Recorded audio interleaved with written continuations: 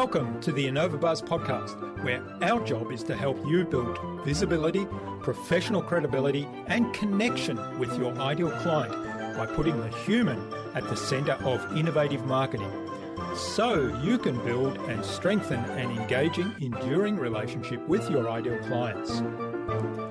I'm Jürgen Strauss from InnovaBuzz, and I'm honored that you're here with me. If you haven't joined our wonderful marketing transformation community yet, go to innovabiz.co and collect your free gift as well. Do subscribe to the show and also leave a review because it helps others find us. Let's get into today's masterclass on this InnovaBuzz podcast.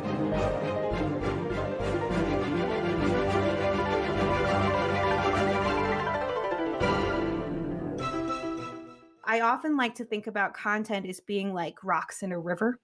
If you imagine your potential customers on one side of the river and the sale is on the other side of the river, each piece of content is a rock that you're putting in to help them get from one side to the other. But if you're just throwing them in at random, it's going to be really hard for somebody to make the crossing. If they're too small or if there's not enough of them, they're too far apart, it makes it really tricky. So if you're putting the rocks in the river with thought, like, okay, they need to know this, then they need to know this, then they need to know this, then they can make a sale. It's so much easier, right? You're not losing people getting washed down the river.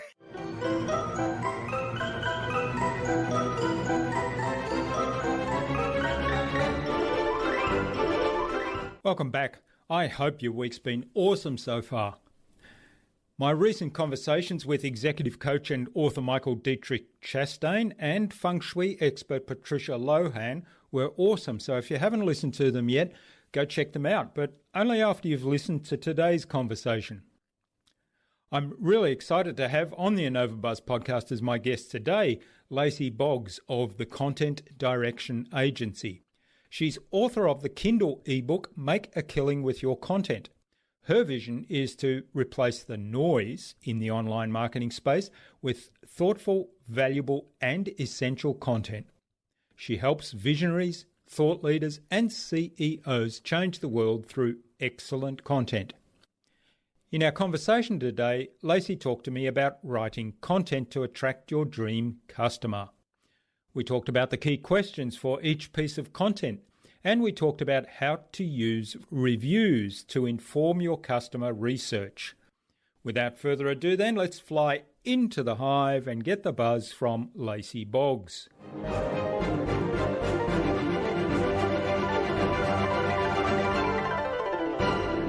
Hi, I'm your host Jürgen Strauss from InnovaBuzz, and I'm really excited to welcome today to the InnovaBuzz podcast, all the way from Denver, Colorado in the USA, Lacy Boggs, who's a content strategist.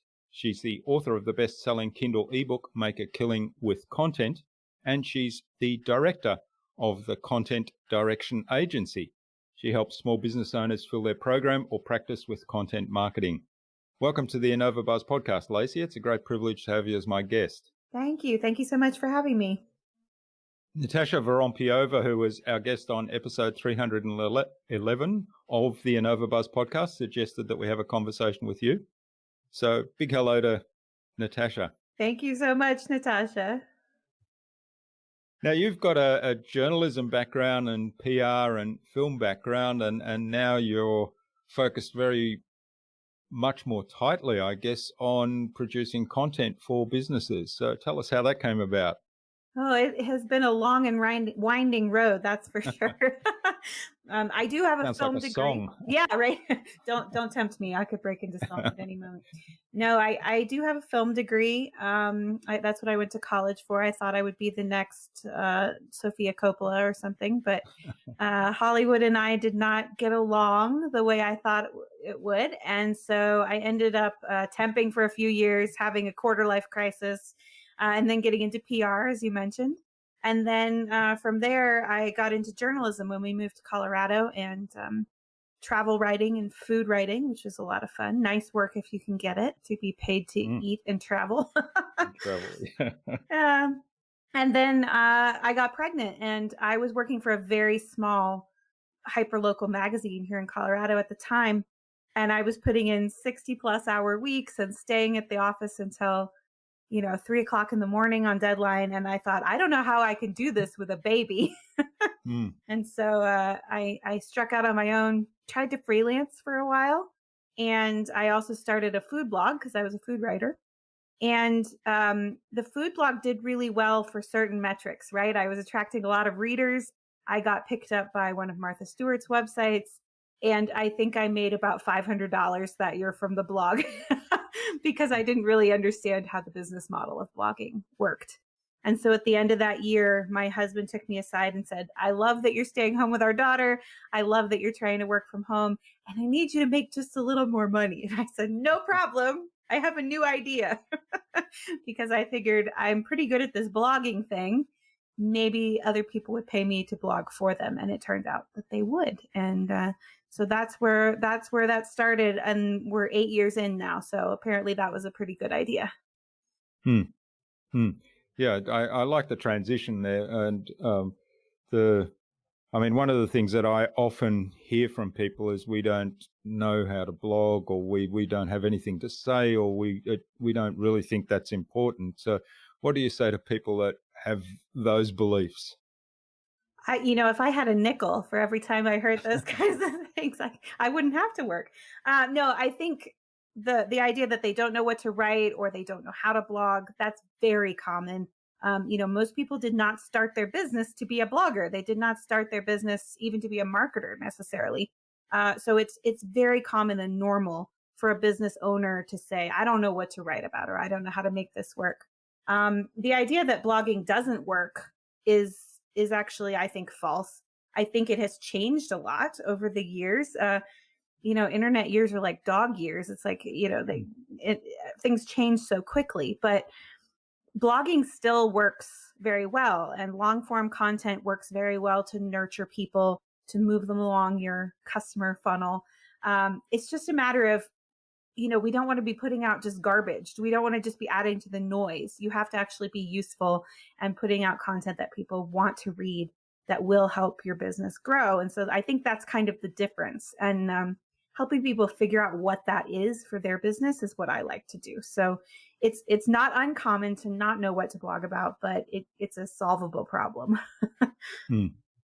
Yeah, well, you mentioned a couple of things there that I'd like to dig into deeper. One of them is noise and the importance of standing out from the noise.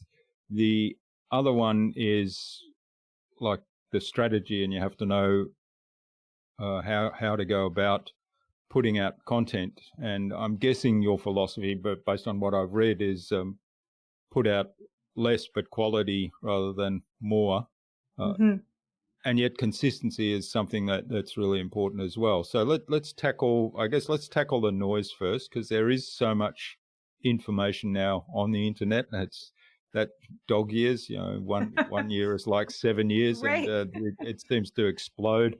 And so how do you, as a blogger, as a business that's trying to get a message out to your ideal clients or your ideal audience, how do you stand out from that noise? I think the first thing is to ensure you're producing quality content. So a lot of times people will ask me, how often should I be blogging? How much should I be putting out there? And my answer is always as much as you can produce quality, right? So if that means you can only produce one quality blog post a month because you need to put resources and time and energy into it, then do that. Don't try to be publishing just for the sake of publishing every week, right? Because I would rather have a client publishing once a month and have their clientele, their audience, just looking forward to it, checking their inbox, checking their Twitter feed. Did they publish yet? Rather than them being like, whatever, they published again, scroll, I don't care. So quality over quantity is absolutely my philosophy. But, figuring out what that is going to be, we want to be useful, right? We want to be useful to the reader.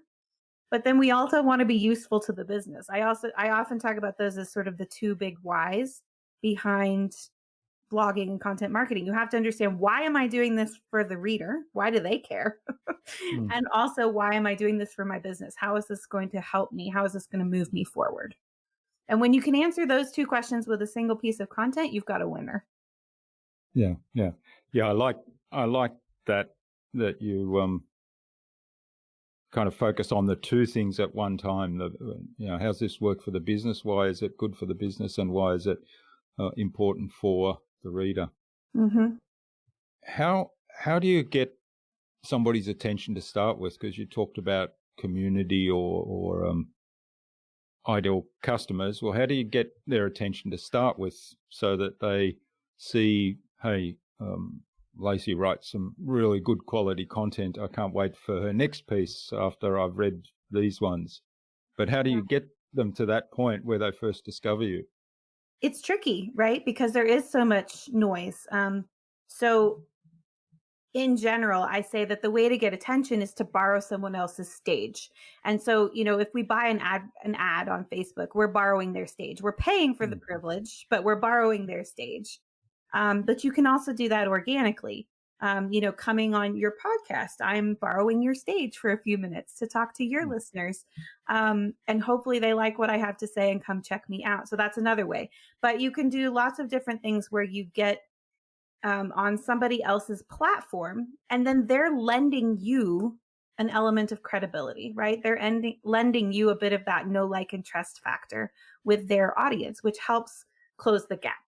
And so then if you show up and you deliver and you give great content in whatever format that might be, then you've got their attention. Then you say, oh, that's a person I want to listen to. I'm willing to click the link or go to their website or read the book or whatever it might be to get more information. But really it's about finding those stages and figuring out how can you borrow somebody else's audience, whether you pay for it or do it organically.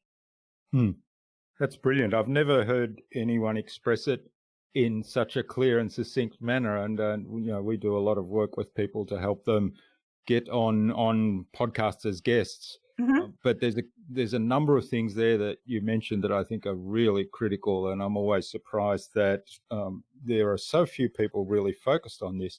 And that's not just getting on somebody else's stage, but then get there and be your best, deliver great value. Right. Deliver great value.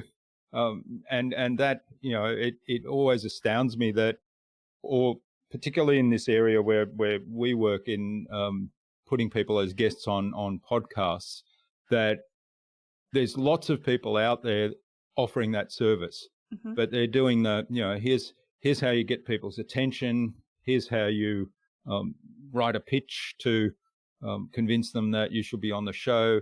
Here's how to book appointments. Here's how to manage the system. So it's all very transactional and tactical, but nobody teaches you the bits and pieces around get prepared to show up as your best, understand who the audience is that you'll be talking to, and bring your content so that it actually speaks to that audience rather than somebody else who, you haven't thought about what the audience is that you're going in front. Things like that. Got to bring your A game. If I want somebody to listen to this and think, wow, Lacy's somebody worth following or listening to, I got to bring my A game, right? Exactly. All right. Now, you talked a lot about why you're doing content. So what are some of the questions that you would suggest people think about in terms of defining, is this a piece of content I should be putting out, or what's the next piece of content? What are the things I can be writing about? Yeah, that's a great question. I think a lot of times, especially people who aren't, the blogging or the marketing piece of it is not necessarily their zone of genius. They think about what is one of the two whys. They either think about what's going to promote my business, and then you get blog posts that are just me, buy, whatever. Yeah. Or they think solely about what's going to get people to like me. And that can be equally as detrimental, because even if people like you, you might be providing the wrong type of content or attracting the wrong audience. So I had a client for whom this was the case. They offered a done for you service, but they were writing all these how-to articles. So they were basically telling their audience how to do the thing that they did. Yeah. They had a huge following, grew a big list, but the list didn't want to buy anything because they were giving them all the secret sauce, right? And it was so they were speaking totally to people that were yeah, they were Right. speaking to the people that wanted to do it themselves rather than those that wanted somebody to do it for them. Exactly.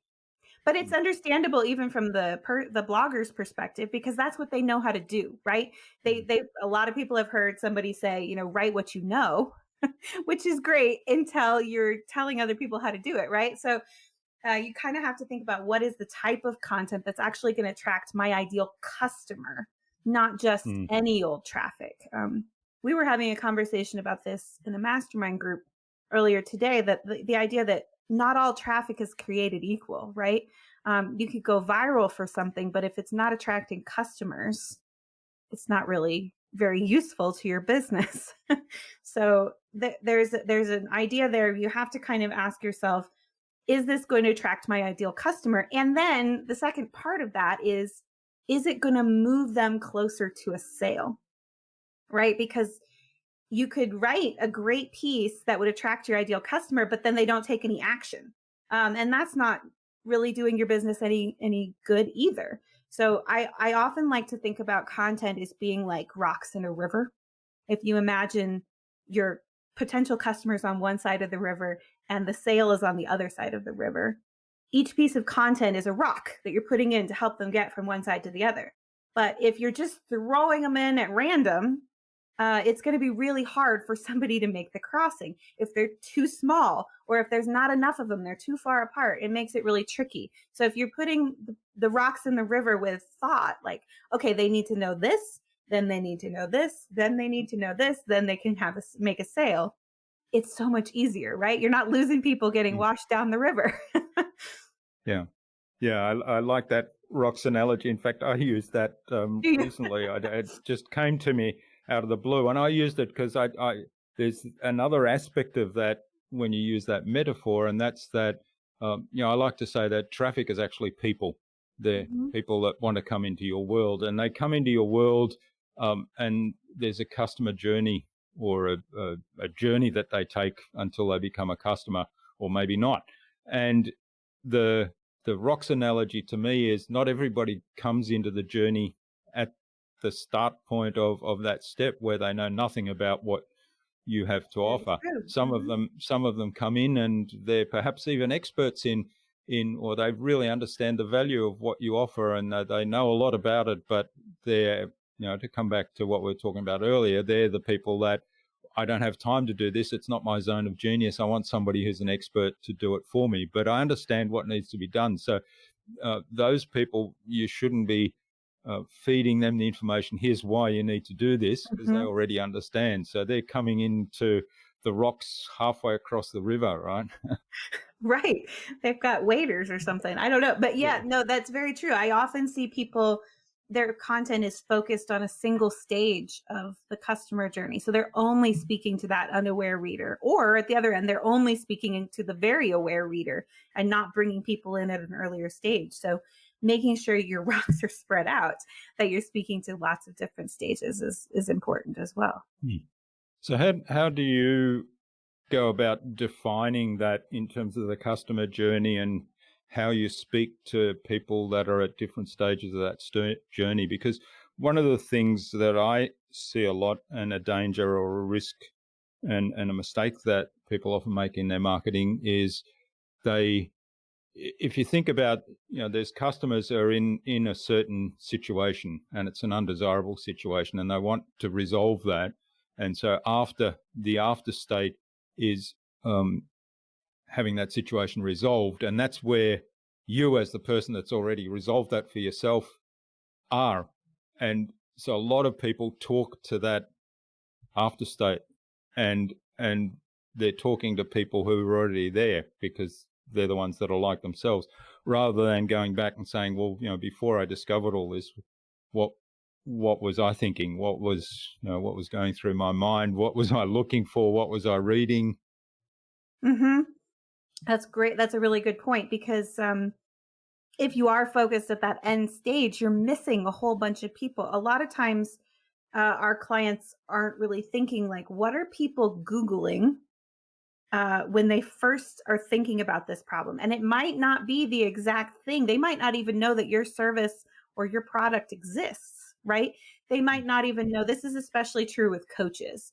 I find that a lot of times with coaches, they're talking in coach speak. They're like, we got to actualize and we got to systematize and we got to do, but that's not what people are Googling, right? That's not what Mm. people are waking up at 3 o'clock in the morning thinking about. So if you can take half a step back and say, well, what are they thinking about in the morning when they wake up in cold sweat? That's where you can start. That's where you can grab people earlier in that journey. And we have to that's also where you can educate, right? Because if they think they have problem A, but you actually know they have problem B, you can educate them with content and bring them around to your way of thinking. And that can be very useful.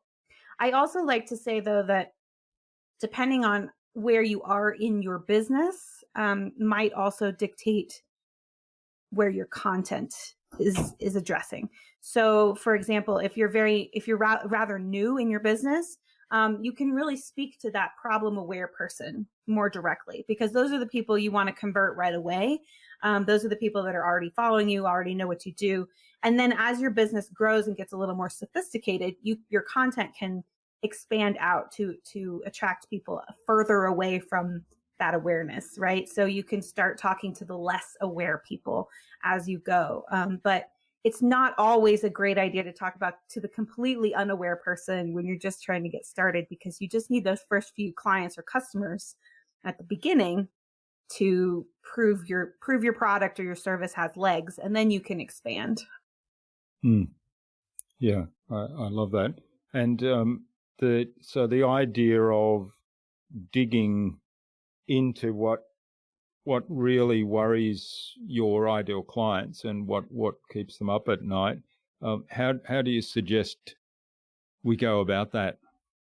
And how do you suggest we kind of dig deeper? Because what the common problem again I see here is, so I've got services around marketing and services around podcasting. Mm-hmm. So I look around and say, well, these are my dream clients. Now I've done a lot of work and defined that, but the risk is that I'm coming into that with, here's all the things that I can do, and so I'm trying to match that up with problems that I see, and it's always going to be clouded with where I'm coming from. So how do you kind of get at the real problems? Because I think that really gives opportunities to actually do something different as well. Absolutely. I'll tell you my super secret trick that I like to do. So obviously, if you have a budget for customer research, if you can go out and interview people, that's amazing.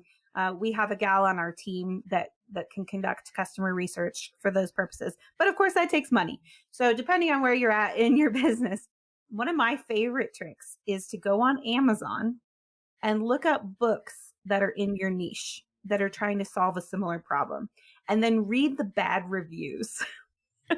This sounds a little like Schadenfreude or something, but what it really shows you is where the gaps are. So if there's books out there that are trying to address the same kind of problem you're addressing, the bad reviews will show you where they miss the mark, where there's a gap, where they're not answering the question people have. And so that's actually a really interesting way to kind of research, what is my industry not talking about? What are they not addressing? Where are the gaps? And then you can come in and fill that. If you can find those gold nuggets that say, I really like this book, but I wish it had talked more about X. And then you go write some content. Doesn't have to be a book, could be anything on X. You're actually filling a need. You're filling a gap that your competitors or other people in your niche are not filling. So it's kind of odd, but it's a sneaky little way to see what people are thinking about when they're thinking about these problems. Yeah, I like that. I think that's really brilliant. What I often use that for is to understand the language that people are using in that area, because if they've said something in the review and they've said, well, I wish they'd talked more about X and here's why that's a real issue for me, and then not only do you see where they've missed the mark, but you get the language that people are using. So you mentioned earlier about coaches, and a lot of businesses do this. They talk in their own jargon. And here Super you have an easy to do. Yeah, that's right. So here you have an opportunity. This is what people say. And particularly if there's a bunch of bad reviews, even the good reviews, that talk about specific things, you can get some information on the language. But certainly if you're looking at the bad reviews to understand where are the gaps, and pick up the language. Yeah.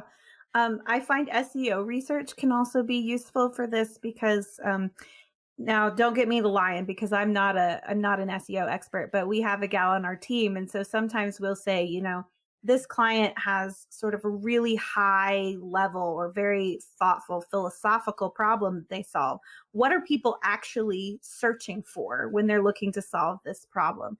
And it's usually very enlightening when we find this sort of thing out. We have a client right now that's all about sort of the philosophy of education and learning, and they try to teach educators a different way to approach it. But nobody's Googling for that, right? They're not searching for those things. They're searching for what assessment should I be giving my sixth graders, or how I need a better way to teach reading to fourth grader. Those are the kinds of things, very specific problems. But then we can take that very specific problem and turn it into a blog post that educates them, that closes that gap. So if they're looking for what's the best way to test my sixth graders on this, we could say, here's why these assessments for your sixth graders don't work, and let us show you a better way. Yeah, and that brings up one of my favorite pet beefs about SEO, and it's this fallacy of we can guarantee you a number one position on SEO. Now it seems to be slightly waning. I haven't seen as much of that stuff recently, but I still get I probably about 3 or 4 emails every day, right, saying, "Oh, we love your website, but it's not ranking number one on Google." And I always laugh because each time, my immediate reaction is, "Well, what did you search for?" Right. Ranking number one for what? And why would I want to rank number one for something that is not related to my particular work or industry? So Exactly. going back to what are people actually searching for is probably the first really key thing there. Yeah. And I think it's important to know too that, when somebody is searching for something, but that's not the real problem, there's still an opportunity there to use that keyword and educate, right? So you can, and we usually shoot for longer tail keywords. We're not trying to land the front page for, weight loss or business planning or anything like that.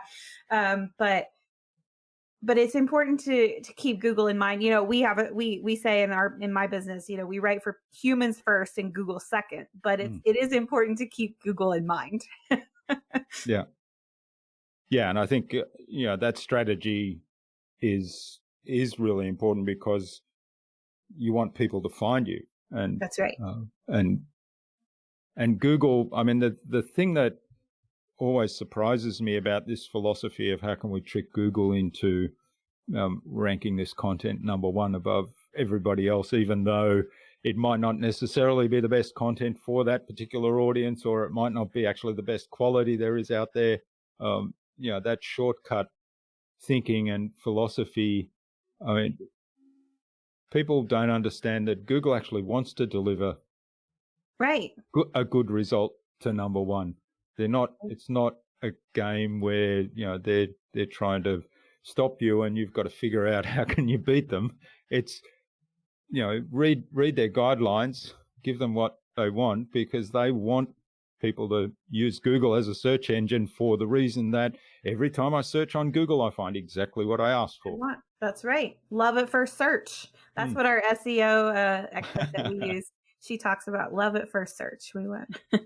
Yeah, I love that. That's great. I'll have to remember that.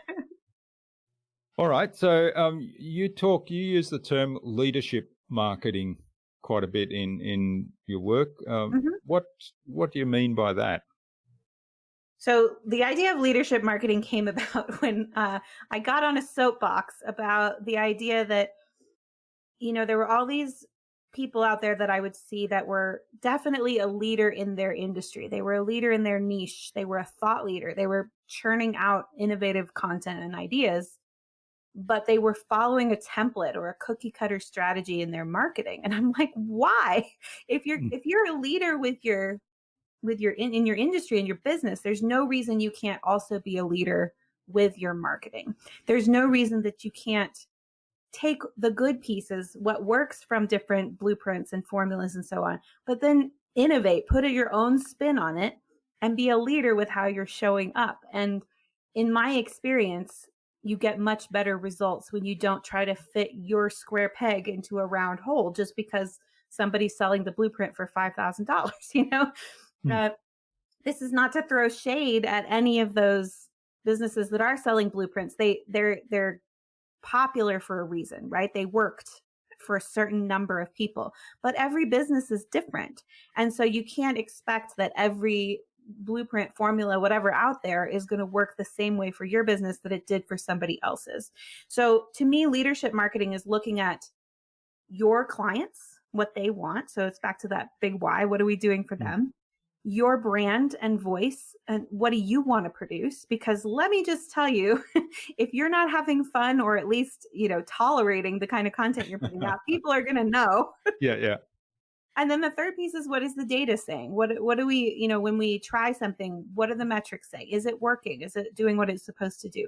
And when you combine those three things for each individual business, you get a leadership marketing plan that's a little bit different for everybody. It doesn't have to be, we don't have to rewrite, what am I trying to say? We don't have to recreate the wheel here in order to create something new. We can pick and choose the best pieces, but then it's yours and it's unique to your business because that's what it needs to be. We did this for a launch at the end of 2019 for one of our clients. They wanted to do a pretty typical challenge into a webinar, and the webinar would have a pitch and selling. And when we were brainstorming with this client, she was like, I think the challenge, we should have 45-minute to an hour-long trainings every day and all this stuff. And I go, hold up. Your ideal customer is a time-starved business owner. They don't have 45 minutes a day for 5 days in a row to tune in. And the whole point is they don't have any time. So instead, we came up with an idea of 5-minute challenge. And we actually did it so that each video was 5 minutes long.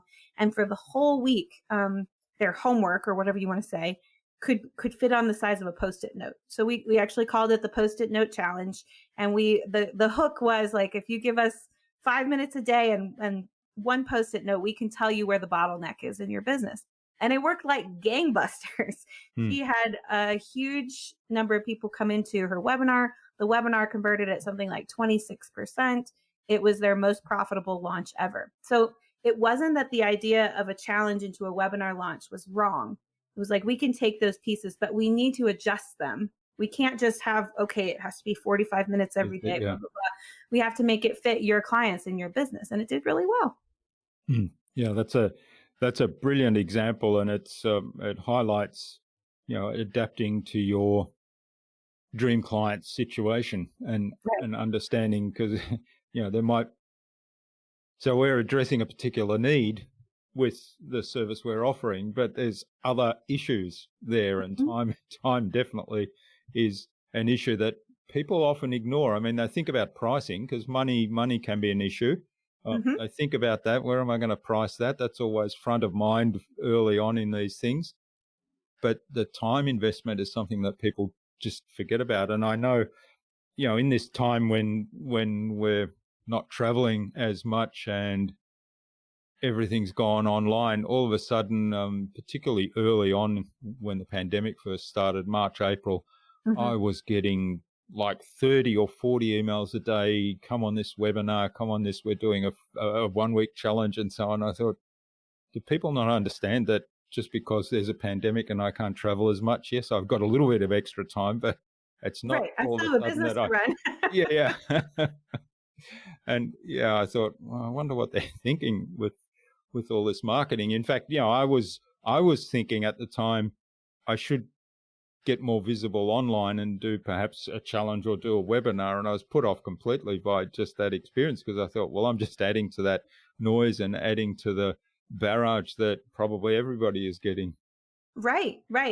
For you, it might make more sense to do a pop-up podcast on a particular topic, or, little short podcast episodes or something like that, where it's a little different little different angle, but building on what you've already built here with your podcast. It's all about, what is your brand looking for, what is your ideal customer want, and then what is the data telling us? And I often look at, are you familiar? You probably are. The book Blue Ocean Strategy. Yeah. Um, I often think about that in terms of where is the marketing gap? What is everybody else doing? If they're Yeah. zigging, how can I zag? How can Yeah. I do the opposite? Because that'll get you noticed, and that'll get, if everybody's doing long form blog posts, which they're not right now. But okay, here's a better example. Everybody's tweeting. I'm going to do long form content because that's going to set me apart, right?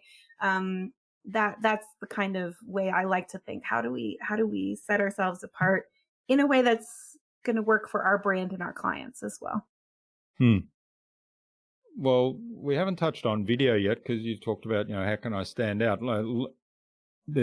I guess there's a large number of people saying right now video is the future and you should be doing video and so on. So as a former film producer, what are your thoughts on that? It's so fascinating to me how my very weird background has all sort of come together in this job that I do now. But, video is great. I love video. I like to be on video.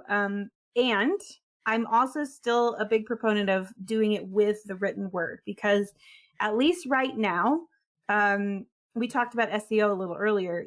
Google is not doing a great job of crawling audio or video for SEO, right? They have started trying to do that, but what they're doing is basically an AI generated transcript and then looking at that for keywords. And if you've ever done an AI generated transcript, you know how terrible they can be. And also, when we're just talking like this, we're not optimizing anything for a keyword, right? We're not thinking about, what do I want people to search for? So while I think, yes, video is a great way to get attention on certain channels, I think it's also often really worth it to have an article, or I don't love transcripts because, again, they're not optimized, but to take a transcript and turn it into a blog post or an article or an email that you can then use in a text format as well, because then you're getting the best of both worlds. There's also an accessibility issue with audio and video. Not everybody chooses to or can listen to or watch, those types of media. So if you have the text option as well, then your bases are covered. You can be accessible as well as, pleasing the Google gods and getting your great content out there in lots of different forms. Yeah. That's great advice. And I mean, one of the things that frustrates me a lot with video is doing that transcription. I know it's important on YouTube to have the what do they call it? The captions, closed captions for searching, but then to use their closed captioning service, apart from the fact that it takes a while, is the AI is pretty ordinary. Not quite there yet. Yeah. It seems to be a lot worse for an Aussie accent than for if you've got a New York accent. Seems to work the best. If I have transcribed some of my podcast things through AI, and I've come to the conclusion that the New York accents seem to do the best. So I think that's so funny. AI is geared towards that particular sound. It wouldn't surprise me. And I'm sure you probably have this problem too. It always spells my name wrong. And then you look kind of like silly with your name spelled wrong. That's right, those captions. Yeah. Well, I read some of it and I think, what the hell did I say there? But it was my introduction. I'd said my name and I'd said my business name, and neither of those came out anything right. It kind of put about 5 words in there to make up for what it thought I said. Right. So funny.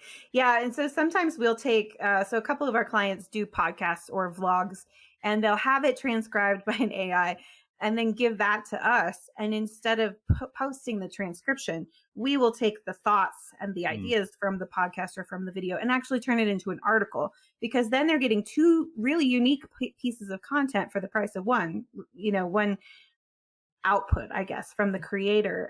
That way they can put it on their blog. They can use it as an email. They can syndicate it lots of different places, but they can also use the video where video's more native, like on YouTube or Instagram stories or things like that. Yeah, that's a really good way to go with it. So with our podcast, we've stopped, we probably way back before episode 50, I think we stopped doing transcriptions and have gone to basically writing out what we call show notes, which is a blog post hitting the key points. And as you say, we can look at keywords and Yep.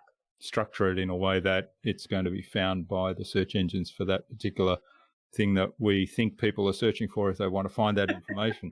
But there's so many layers to it, huh? Yeah. The other thing I like about what you said is the repurposing. So when you write a blog post, for example, what are some of the things you do to repurpose the content? That's a great question.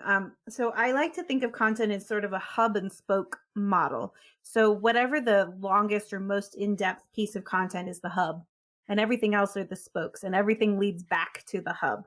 The idea being, if I write a long blog post and then I promote it on Facebook, or I put it on Twitter, or I put it on LinkedIn, I want to drive people back to the blog post because that's where the meat is.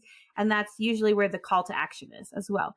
So, but you can have as many spokes as you and your team can handle, right? So we can repurpose that in a million different ways, even with just a blog. So if you have multiple medias, if you're recording audio, if you're recording video, obviously that's a whole other channel. But even with just a blog post, I can put it on all my social media channels. I could create a little slideshow animation as video with some of the top points. I could record myself reading part of it for a different type of audio, audio channel. I could turn it into a slide deck to share on SlideShare. I could post, syndicate the content to Medium and LinkedIn. It's just a matter of what do you have time for, and what can your team take over for you? Because as the business owner, as the CEO, that's really something you should outsource as quickly as you can, because that's not a great use of your time, just reposting it a bunch of places. We had a coaching client at one point who she was a baby sleep expert. So she would help people get their babies to sleep. And she would produce one 15 to 20 minute video a month. And then her team would turn that into 30 or more unique pieces of micro content. So they'd chop it up and do all kinds of different things with it. And then she only had to show up and produce one thing per month. Yep. But she was on every channel. She was showing up regularly. It was great. It worked really well for her. So there's a tip: have somebody to manage that part of the business for you, and then it's one piece of content a month, one quality piece of content can really generate lots of interest, traffic, and people coming to check you out. Yeah. All right. Well, this has been fabulous, Lacy. I'm just aware of the time, and I think it's a good point now to move on to the Buzz, which is our innovation round, and it's designed to help our audience who are primarily innovators and leaders in their field with some tips from your experience. So I've got 5 questions. Hopefully you'll give us some really insightful answers that'll inspire the listener to go and do something awesome today as a result. I hope so. Yeah. What's the number one thing you think anyone needs to do to be more innovative?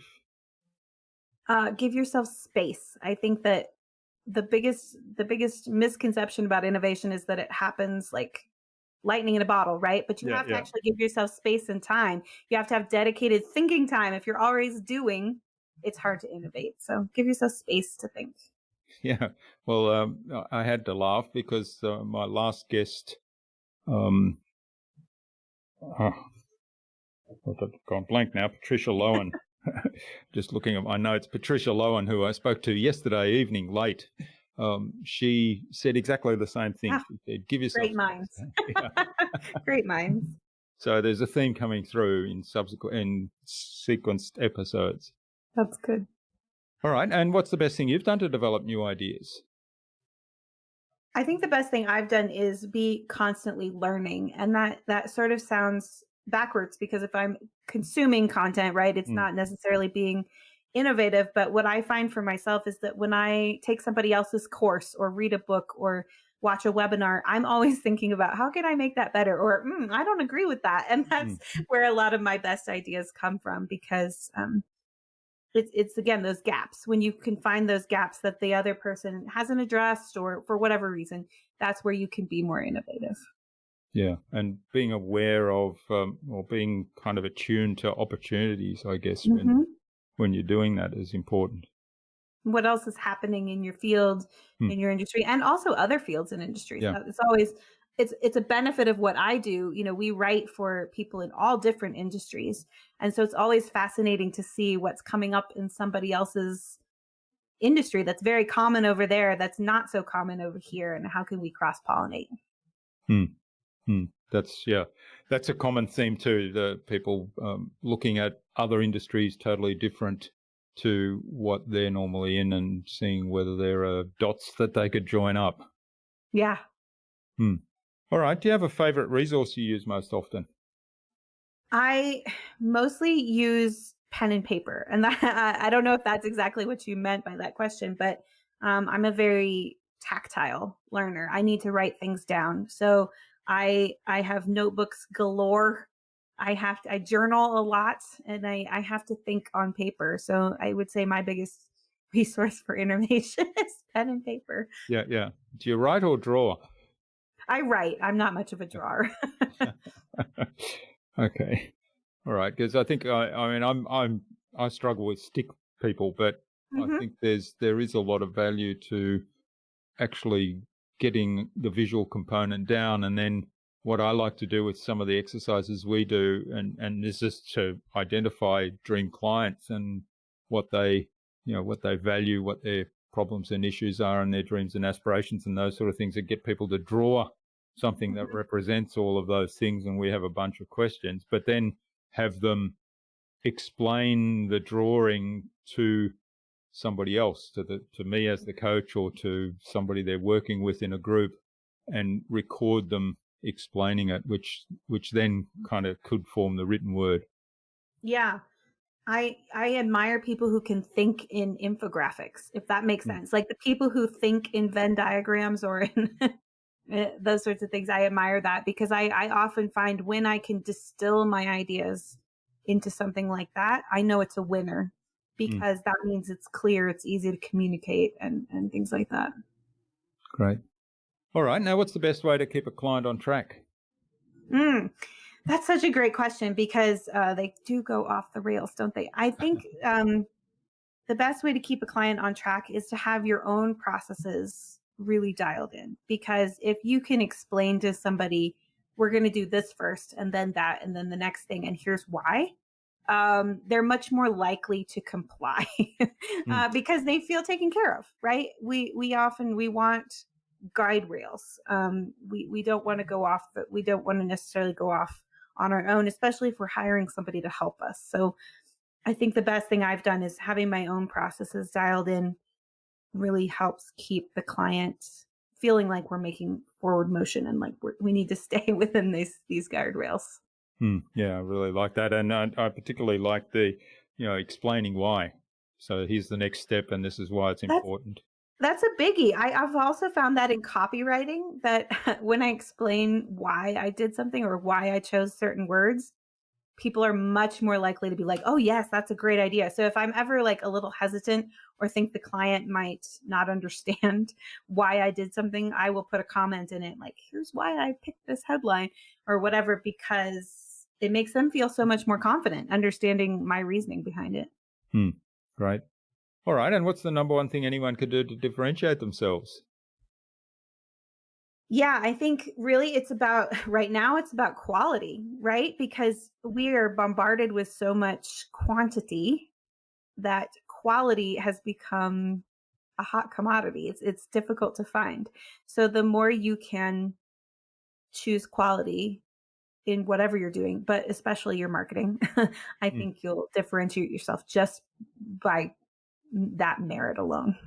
Yeah, yeah. And we talked earlier about standing out, and certainly quality is the key thing there. But and it's amazing. I'm doing some work at the moment on learning management systems, Hmm. and one of the things and we're comparing about 10 different systems here for some clients who Hmm. want to get into that space. And the interesting thing is, I mean, they all offer very similar features. There's, some do one thing better, others do another thing better. And so it really comes down to in some ways what's the best fit for your individual needs. But there's one product that is a standout in terms of the service, and that's the service to me as somebody that's just using a trial account, hasn't paid them any money. Right. And so I'm looking at that. They're the standout of the 10, and I'm thinking, well, these other people that aren't even responding, how? And this is the pre-sales where I would have thought they would want to be making the best impression possible. So what happens after I'm locked into and I'm a paid customer? Yeah, I mean, that's a really good point. And it also, can go back to your values. What are your values as a business? Obviously, theirs is customer service, which is important. But your values can really make you stand out as well. Whether that's, a big outward facing value, like we donate 10% of our profits to this charity because we have this value, or if it's just a value like we value efficiency, we value customer service, we value communication, whatever it might be, that's a really great way to stand out as well. Yeah, that's a great point. All right. Well, thanks, Lacy. This has been really fabulous. Now, where can people find out more about you and maybe even get in touch and say thank you and perhaps even get a hold of your book? Yeah, absolutely. So you can go to lacyboggs.com. That's where everything happens. If you're looking for the book, it's on Amazon. It's Make a Killing with Content. It's only 99 cents. You can go take a gander at it. And if you want to get in touch, you can go to lacyboggs.com/book-a-call. And that's a great way to find me. That's where you'll find my calendar. And I'd love to chat and see if we can help you out. Excellent. And we'll have the links to all of those in the show notes. And at 99 cents, the book is absolutely fantastic value. Yeah. All right. Well, do you have any parting advice for our listener today, Lacy? I think my best advice would be to go back to what we were talking about earlier and just really understand those 2 whys when it comes to your content marketing. If you, like, as I said, if you can nail those 2 whys for each piece of content you're producing, it will be successful because you'll be hitting those 2 important factors, making sure it's relevant to your audience and moving your business forward. Great. I love it. Okay. And finally, who else do I need to get on this podcast and why? Yeah, I was thinking about that. I did a little search. I don't think you've spoken to Michelle Mazur, have you? No, I don't. I haven't. Her name is Dr. Michelle Mazur. She wrote a book called The 3-Word Rebellion, and she's all about nailing your messaging in 3 words. And I think it's a really fantastic book, and she's a really great guest. All right. Well, to have on. She's great. We'll get an introduction to Michelle from you, and we'll reach out and get her on the show. That sounds like a great topic to explore in more detail. Yeah. All right. Well, thanks so much for your time and all your insights and sharing so generously with us today, Lacy. I've really enjoyed this. Had a lot of fun, learned a lot about your thinking on content and marketing and leadership marketing. So thanks for all of that and all the best for the future, and let's stay in touch. Thank you. You too. Thanks for having me on. It's a great conversation.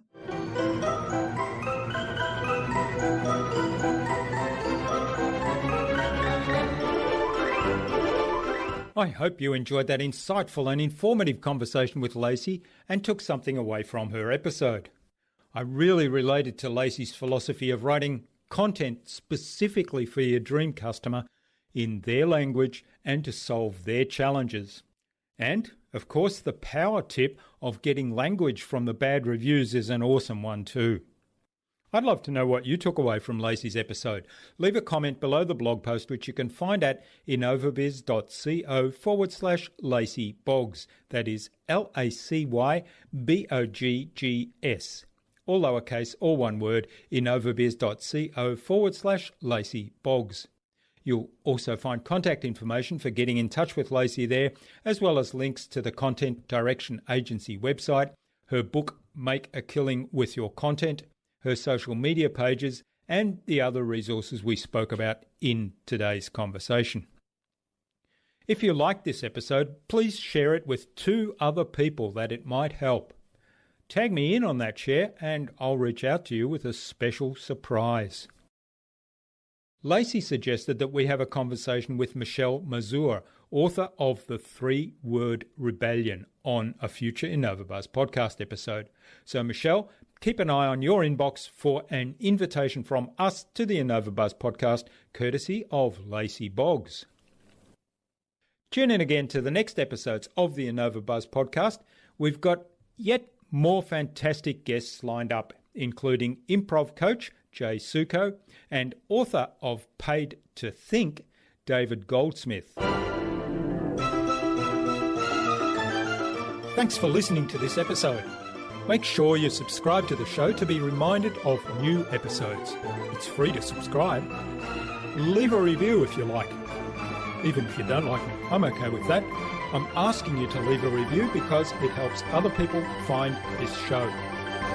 Go to innovabiz.co to join our marketing transformation community and access a free gift my team and I made for you. It's the Marketing Master Mini Class. We want to give you everything you need to transform your marketing into a human-centered, relationship-focused growth engine. Until next time, I'm Jürgen Strauss from InnovaBiz. Remember, be awesome and keep innovating.